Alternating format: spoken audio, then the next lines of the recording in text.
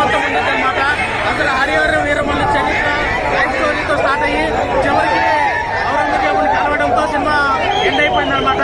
MM Keeravani గారి గురించి మాట్లాడాలి. కీరవాణి నాకు ఇష్టమైన మ్యూజిక్ డైరెక్టర్ అనమాట. ఆయన బ్యాక్గ్రౌండ్ మ్యూజిక్ అవ్వచ్చు, పాటలు అవ్వచ్చు, అసలు బాహుబలికి ఎలాగైతే ఇచ్చారో హరిహర వీరమల్లు కూడా అంతే రేంజ్లో మ్యూజిక్ అందించాడు. ఆయన బ్యాక్గ్రౌండ్ మ్యూజిక్ అందించాడు. విజువల్ ఎఫెక్ట్స్ అనేది కొంచెం ఏంటి వచ్చింది.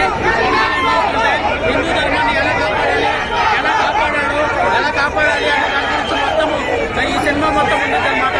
అసలు హరిహర వీరమల్లు చరిత్ర లైఫ్ స్టోరీతో స్టార్ట్ అయ్యి చివరికి ఔరంగజేబుని కలవడంతో సినిమా ఎండ్ అయిపోయిందనమాట. ఎంఎం కీరవాణి గారి గురించి మాట్లాడాలి. కీరవాణి నాకు ఇష్టమైన మ్యూజిక్ డైరెక్టర్ అనమాట. ఆయన బ్యాక్గ్రౌండ్ మ్యూజిక్ అవ్వచ్చు, పాటలు అవ్వచ్చు, అసలు బాహుబలికి ఎలాగైతే ఇచ్చారో హరిహర వీరమల్లు కూడా అంతే రేంజ్లో మ్యూజిక్ అందించాడు. ఆయన బ్యాక్గ్రౌండ్ మ్యూజిక్ అందించాడు.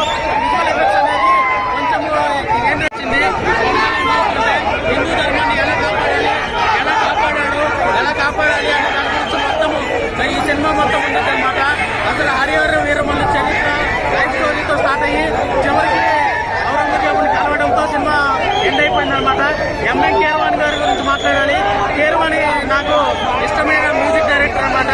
ఆయన బ్యాక్గ్రౌండ్ మ్యూజిక్ అవ్వచ్చు, పాటలు అవ్వచ్చు, అసలు బాహుబలికి ఎలాగైతే ఇచ్చారో హరిహర వీరమల్లు కూడా అంతే రేంజ్లో మ్యూజిక్ అందించాడు. ఆయన బ్యాక్గ్రౌండ్ మ్యూజిక్ అందించాడు. విజువల్ ఎఫెక్ట్స్ అనేది కొంచెం ఏంటి వచ్చింది.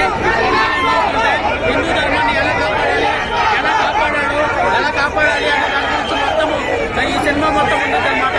అసలు హరిహర